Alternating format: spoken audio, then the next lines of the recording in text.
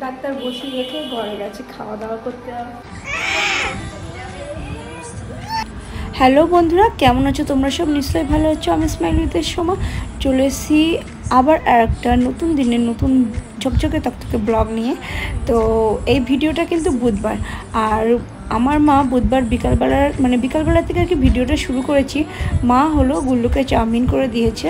তো দিয়েছে তোমার কাঁটা চামচ না দিয়ে এমনি নর্মাল যে স্পুনগুলো হয় সেগুলো দিয়েছে।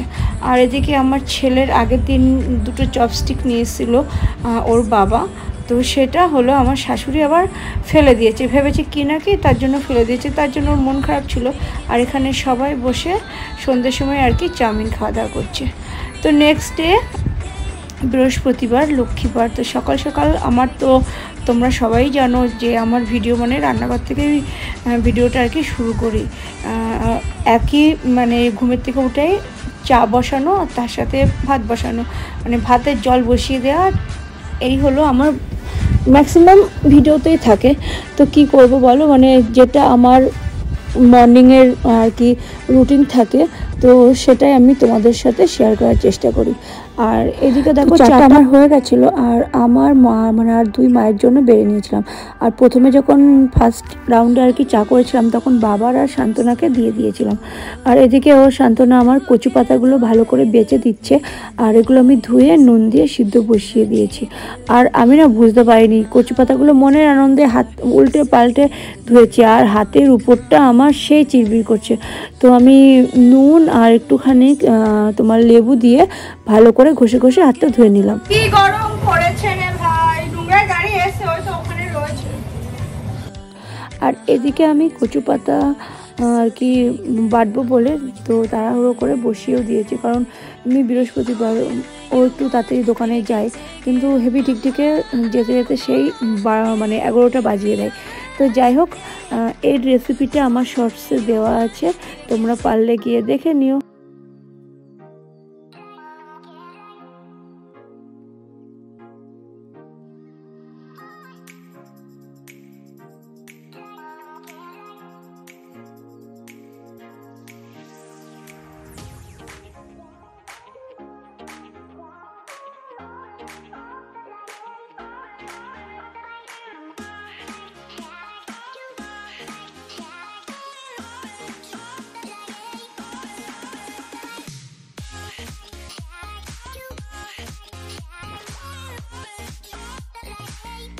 গরমে আমার অবস্থা খুবই বাজে, পুরো কাহিল হয়ে গেছি। আর এই যে আমার পাতা বাটা। আর এদিকে আজকে কি বোকার মতো কাজ করেছি। তো প্রথমে মানে মা যে মোচাগুলো বেচে দিয়েছিল, তো সেগুলো বললো কি এমনি সিদ্ধ করে দাও, হয়ে যাবে, প্রেশার কুকারে বেশি করে সিটি মেরে দাও। তো প্রেশার কুকারে সিটি তো বেশি করেই মেরেছি, 6-7টার মতো মেরেছি। তো দেখি কি মানে তাকিয়েই আছে সে, কোনো রকম চটকে হাত দিয়ে চটকে, তাও আমি সেই মানে মিহি করতে পারলাম না। তারপরে আবার কাঁচি দিয়ে কাটলাম। তো যাই হোক, আজকে আমার বর এই মানে কচু বলছি কেন, কচু কচু করে কচুই হয়ে যাচ্ছে। তো যাই হোক, এই মোচাটা খেয়ে বললো গরুর যেমন বিচুলি কাটে তোমরা আজকে সেইভাবে গরুর খাদ্য রান্না করেছো। এই আমাকে সুন্দর একটা কি বলবো, মানে রেগুলার যে ভালো করে দিই সেটার জন্য কোনো কথা নেই, একটু 19 থেকে 20 হলেই কথা শুনতে হবে। তো বললো গরুর খাবার রান্না করেছো। তো কী আর করবো, আজকে মানে কোনো রকমভাবে মোচাটা তাড়াহুড়োও ছিল, যেহেতু মেয়েকে নিয়ে একটু ডক্টরের কাছে যাবো, দাঁতের ডাক্তার, তার সাথে আমিও দেখাবো আর কি। তো যাই হোক, আজকে কোনো রকমভাবেই মোচাটাকে ঠিকঠাক করতে পারলাম না।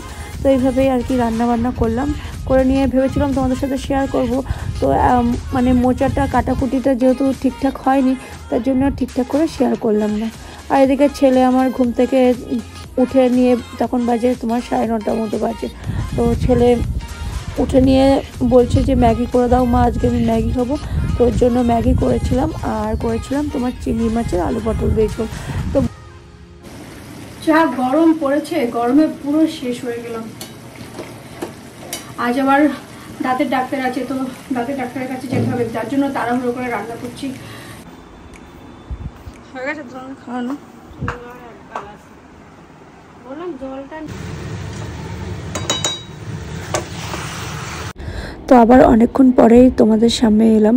তো বুঝতেই পারছো এখন বসে আছি আমি ডক্টরের কাছে, কারণ ভেতরে একটা পেশেন্ট আছে আর মেয়ের হাতটার কি অবস্থা। ডাক্তার বসিয়ে রেখে ঘরে গেছে খাওয়া দাওয়া করতে। আমার মেয়ে কমপ্লিট, এখন আমি বসে আছি ওয়েটিং লিস্টে। তো ডক্টর দেখিয়ে এসে মুখে তো 1 ঘন্টা মতো জল দেওয়া মানা। আর এদিকে মেয়ের দাঁতে আর কি ব্যথা করছে নাকি, তাই ও ঘুমিয়ে আছে। তো যাই হোক এখন 1 ঘন্টা হয়ে গেছে আর 4টে বাজে, এসি 3:30 সময় বাড়িতে আর কি। তো এবার মুখে জল দেবো, দিয়ে এবার একটু চা খাবো, কারণ আমি যাওয়ার সময় খেয়ে গেছিলাম। তো এবার মুখে একটু জল দেবো। গুড ইভিনিং বন্ধুরা, এখন বাজে, তার আগে আজকে পিসি দুধ নিতে আসেনি। আর এখন বাজে 6:45, এখনো 6টা বাজেনি। তো যাই হোক দুধটা ফ্রিজের মধ্যে রেখে দিই, কারণ পিসি আজকে দুধ নিতে আসেনি। আর আমার মা এখন কি করছে চলো দেখি। বন্ধ করবো না, থাক, সন্ধে লেগে গেছে। তো আর এখানে উপরে গিয়ে আমার ছেলে মাকে ডেকে নিয়ে এসে শুয়েছিল, তো আমাকে কিছু বানিয়ে দাও, কিছু করে দাও।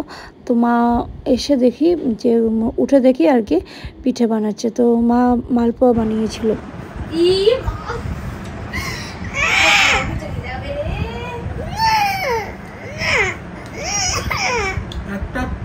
তো ছেলেকে রাত তখন 8:30 বাজে, ওর মিস পড়াতে এসেছে বলে সেই কান্না করছে। আর এদিকে অনেকক্ষণ পরেই আবার তোমাদের সাথে মানে কথা বলতে চলে এলাম। তো দেখো রান্নাঘরে এসেছি, ওকে খাবার দেবো, আর এসেই একটা অকাজ করলাম। তো আজকের মতো এটুকুনি, টাটা, সবাই ভালো থাকবে।